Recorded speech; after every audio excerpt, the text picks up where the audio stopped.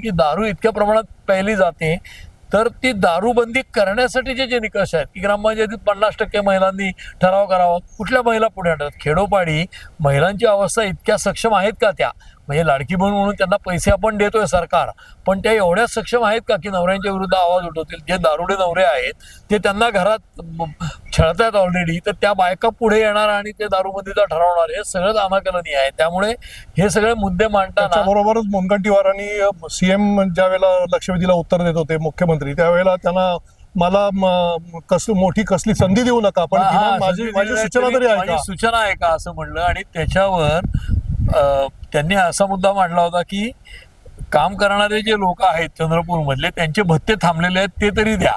मला जरी काही संधी नाही दिली तरी ते तरी थांबवले ते द्या. म्हणजे एक प्रकारची त्यांची खतखत जी आहे ती बाहेर येते. मंत्री न बनवल्याची ती वेळोवेळी बाहेर येते आणि त्यामुळेच ते विरोधी पक्षाचा रोल बजावतात. फडणवीसांनी उत्तर दिलं की तुम्हाला तुमच्या गुणवत्तेप्रमाणे आणि सिनियरिटी प्रमाणे काहीतरी जबाबदारी मिळेल. आमच्या हृदयामध्ये तुमचं स्थान मोठं आहे. आमच्या हृदयपटलावर मोठं आहे.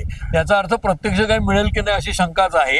आणि दुसरंही सांगितलं की तुम्हाला भत्ते मिळतील पण बिनकामाचे मिळणार नाहीत, तर काम करावं लागेल. तर काम काय करतात ते सगळ्यांना माहिती आहे. त्यामुळे ही एकीकडे थोडीशी विरोधी पक्ष आज इतका कमकुवत असताना ती उणीव कदाचित मुनगंटीवर भरून काढतात असं म्हणावं लागेल. आणि पुढच्या आठवड्यात तेच घडतात. मंत्री शिरसाटांच्या संदर्भामध्ये एक नवीन व्हिडिओ समोर आलेला आहे.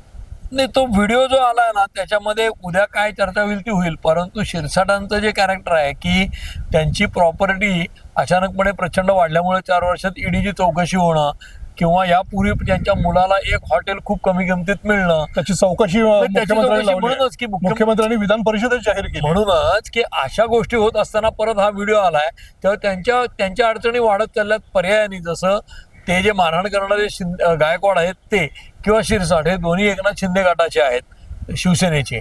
त्यामुळे एकनाथ शिंदेच्या शिवसेनेतलेच असे लोक त्यांना सांभाळायला लागतात की जे त्यांच्या गले की हड्डी बनतील. त्यामुळे एकनाथ शिंदेना याचा त्रास निश्चितपणे होईल. सरकारला तर होणारच आहे बदनामीचा.